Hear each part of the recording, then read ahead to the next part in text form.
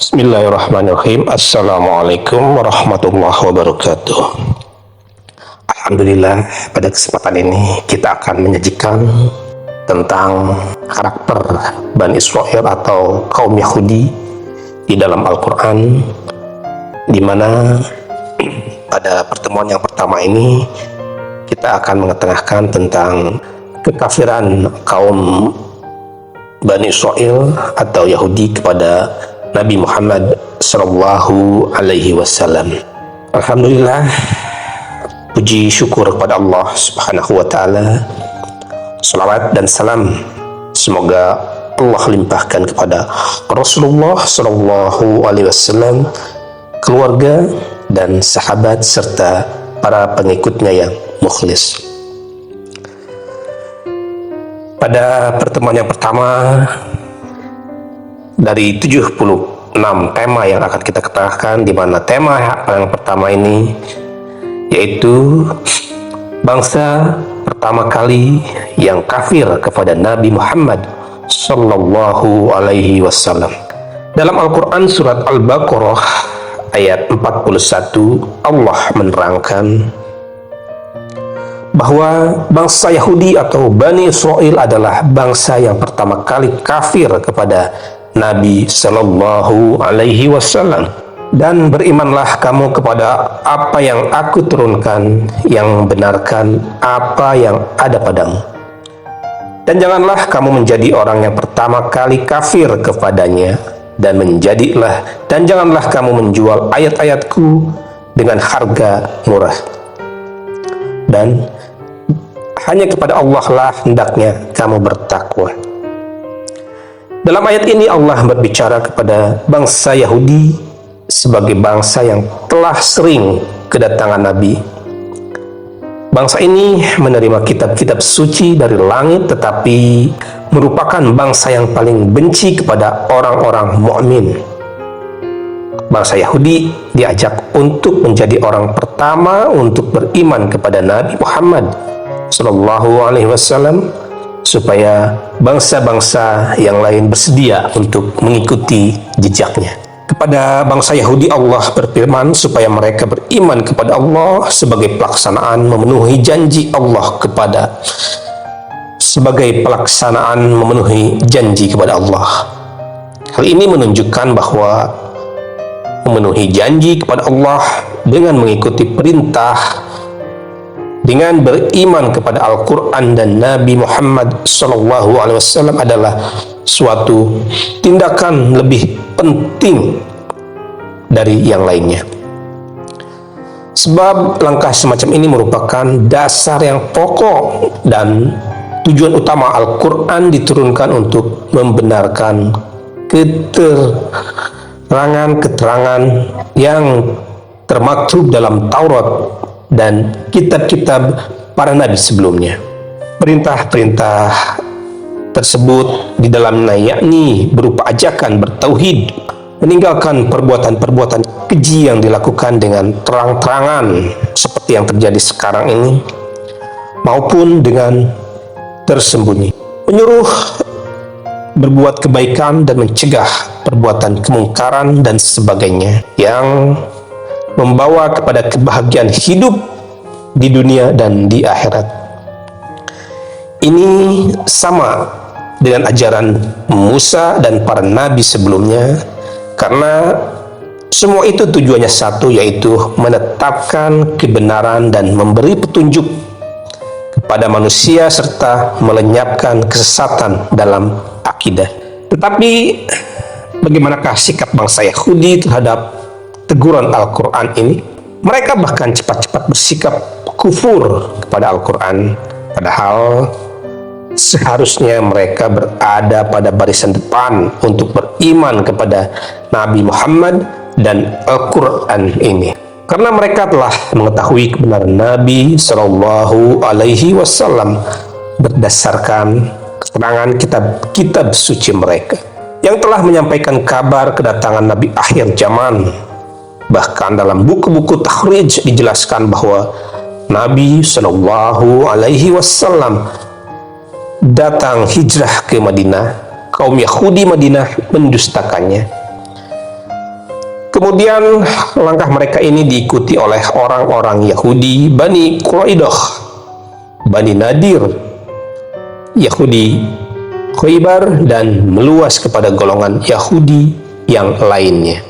Terhadap sikap mereka yang kufur ini, maka Allah kemudian memperingatkan secara keras dengan titahnya, janganlah kamu bersikap mendustakan kenabian Muhammad dan kitab suci yang dibawanya, serta menolak petunjuknya karena ingin menukar dengan kesenangan dunia yang sedikit.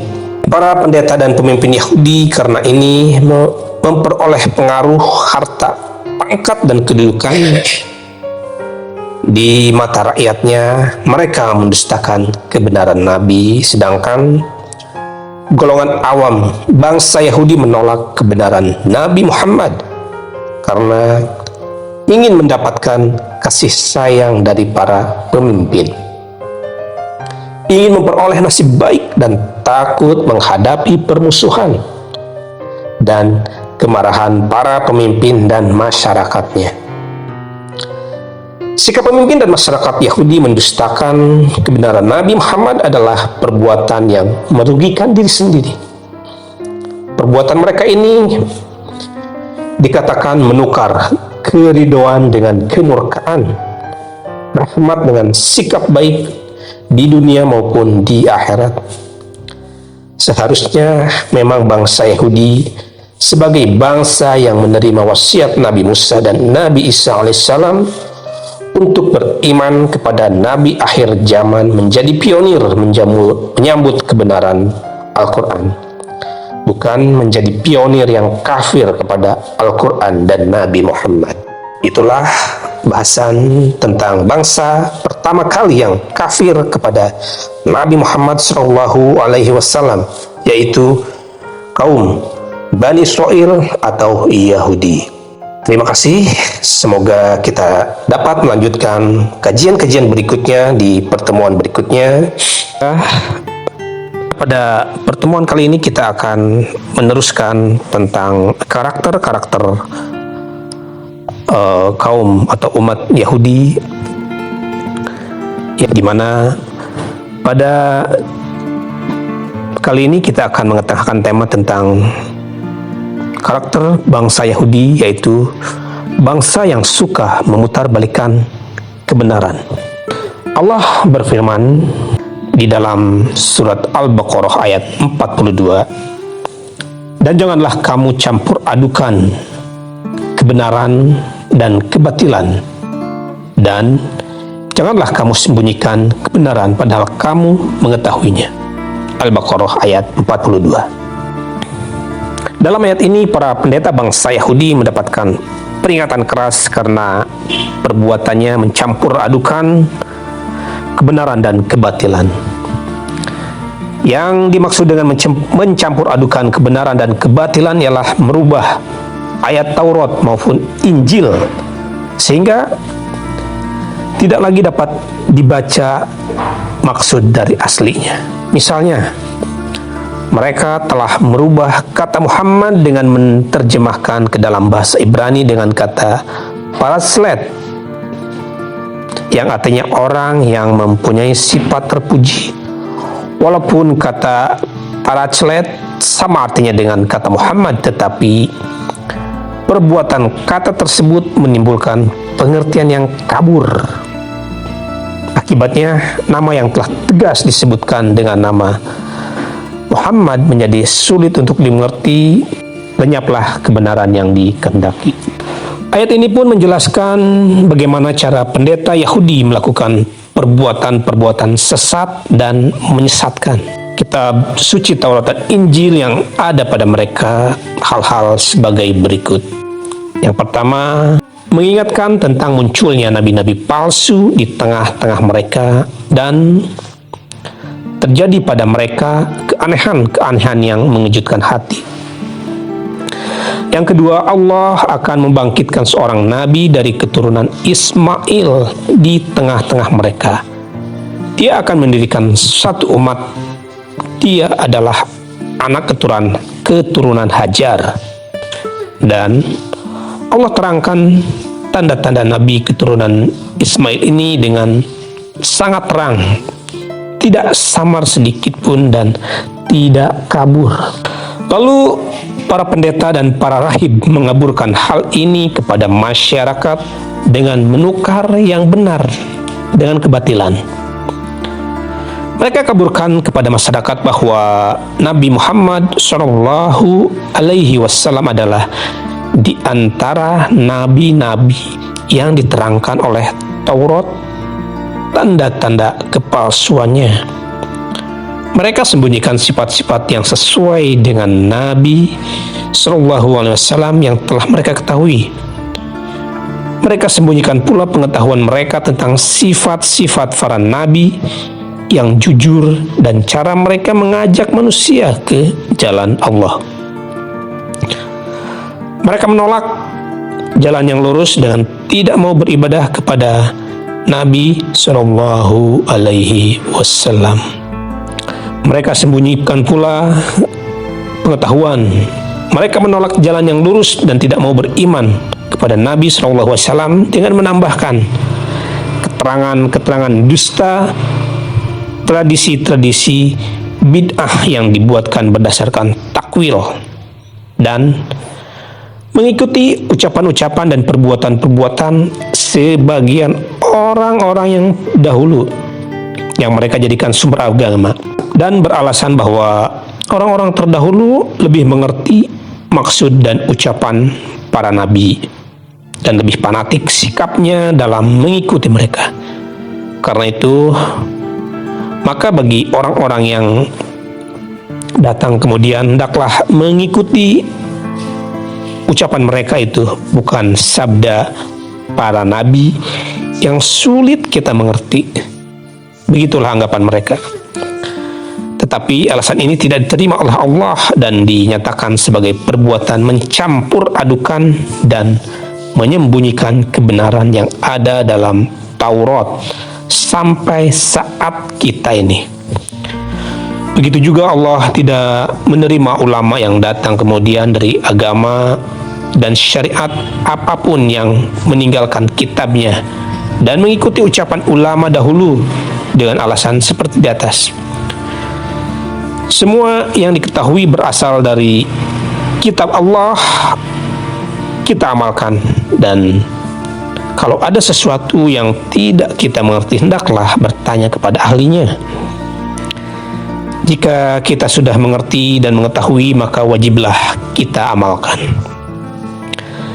Ayat ini sekalipun khusus tertuju kepada Bani Israel, namun dapat mencakup semua orang yang berbuat seperti mereka, karena orang yang menerima suap untuk mengubah kebenaran dan membatalkannya atau menolak memberitahukan apa yang wajib diberitahukan atau menyampaikan ilmu yang wajib disampaikan, tetapi hanya mau diberi upah, maka perbuatan-perbuatan tersebut termasuk dalam ketentuan ayat tersebut. Itulah karakter kaum Yahudi bagian kedua, di mana pada kali ini mereka, bangsa Yahudi, yaitu bangsa yang suka memutarbalikan kebenaran. Allahu a'lam, semoga bermanfaat. Sampai ketemu di pertemuan berikutnya dalam bahasan tentang karakter-karakter bangsa Yahudi. Bismillahirrahmanirrahim. Assalamualaikum warahmatullahi wabarakatuh. Alhamdulillah, kita masih bisa melanjutkan kajian tentang karakter bangsa Yahudi. Pada pertemuan yang ketiga ini kita akan mengetengahkan tentang karakter Yahudi di dalam Al-Quran dengan tema bangsa yang diperingatkan Allah karena keingkarannya terhadap nikmat Allah. Allah Subhanahu wa ta'ala berfirman, "Wahai Bani Israel, ingatlah nikmatku yang telah aku anugerahkan kepadamu, dan ingatlah bahwa aku telah melebihkan kamu atas segala umat di alam ini. Dan takutlah kamu kepada satu hari yang seorang tidak akan dapat membela orang lain sedikit pun, dan tidak akan diterima syafaat darinya dan tidak diambilnya tebusan daripadanya dan mereka tidak akan mendapat pertolongan. Quran Surat Al-Baqarah ayat 47-48.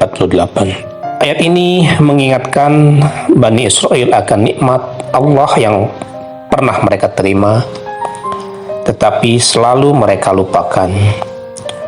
Di dalam ayat ini dijelaskan rupa nikmat yang diterima oleh bangsa Yahudi ini, yaitu berupa karunia kelebihan dari bangsa lain.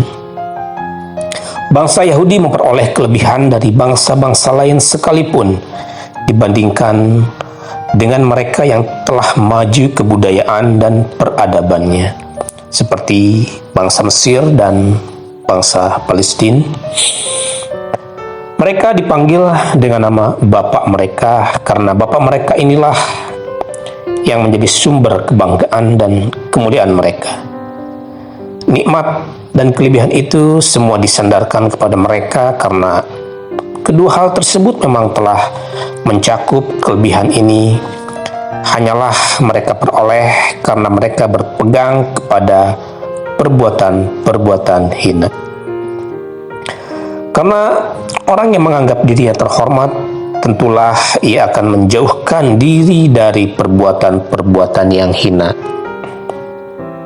Allah mengingatkan mereka akan kelebihan ini untuk menyadarkan mereka bahwa Zat yang memberikan kelebihan mereka ketimbang umat lain dapat pula memberikan kelebihan itu kepada orang lain seperti Nabi Muhammad Sallallahu Alaihi Wasallam dan umatnya, juga untuk menyadarkan bahwa mereka lah yang lebih patut dibandingkan dengan semua bangsa lain untuk memperoleh ayat-ayat yang dibawa oleh Muhammad.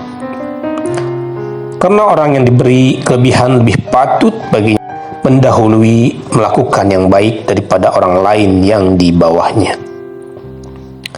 Dan kelebihan ini jika berupa banyaknya para nabi, ini tak berarti bahwa tiap-tiap pribadi dari mereka ini lebih mulia dari pribadi-pribadi umat lainnya. Di samping itu, tidak menghalangi kemungkinan diunggulinya mereka oleh bangsa-bangsa yang paling remeh sekalipun jika mereka menyimpang dari jalan kebenaran, meninggalkan tuntutan para nabi mereka. Sedangkan bangsa lain justru mengambil petunjuk para nabi tersebut. Adapun jika kelebihan ini berupa dekatnya mereka kepada Allah Subhanahu wa Ta'ala lantaran mengikuti syariatnya, maka kelebihan itu hanya terbukti pada para nabi dan orang-orang yang mendapatkan petunjuk dari kalangan manusia di zamannya, serta orang-orang yang mengikuti mereka dengan baik sepanjang mereka masih berketetapan hati melaksanakan syariat itu dan menempuh jalan yang membawa mereka berhak untuk mendapatkan keutamaan. Di samping Bani Israel ini diperingatkan atas nikmat yang mereka terima, juga disusul dengan ancaman agar mereka takut kepada siksa Allah yang pasti akan datang. Ancaman yang menyertai peringatan ini seolah-olah dapat dikatakan sebagai satu pernyataan marah yang tak tertahan karena kerusakan moral yang sangat berat pada Bani Israel ini. Dengan kata lain, seolah-olah Allah berfirman, "Jika kamu wahai Bani Israel tidak mau taat kepadaku sesudah menerima nikmatku, maka sekarang takutlah kamu menghadapi siksa berat dari aku pada suatu saat di masa datang." Bangsa Yahudi mempunyai satu anggapan yang sangat sesat terhadap hukum pembebasan Allah di akhirat kelak. Walaupun mereka menjadi bangsa yang menerima kitab-kitab suci dari Allah, tetapi akidah mereka tetap sesat seperti halnya kaum penyembah berhala yang mengkiaskan pengadilan akhirat dengan pengadilan yang berlaku di dunia. Mereka menyangka adalah mungkin untuk membebaskan orang-orang berdosa dari siksa dengan jalan membayar tebusan atau pertolongan orang-orang yang dekat dengan hakim, sehingga hakim mengubah pendapatnya dan membatalkan apa yang telah diniatkannya. Keingkaran bangsa Yahudi terhadap pembalasan akhirat yang serba adil dan anggapan mereka bahwa pengadilan di akhirat dapat dipengaruhi oleh suap dan pembelaan orang-orang tertentu adalah bukti nyata keingkaran mereka kepada nikmat Allah Azza wa Jalla. Itulah uraian tentang tema bangsa Yahudi yang diperingatkan Allah karena keingkarannya terhadap nikmat Allah, di mana ini merupakan karakter yang ketiga dari bangsa Yahudi. Wallahu a'lam bishawab. Semoga bermanfaat. Wassalamualaikum warahmatullahi wabarakatuh.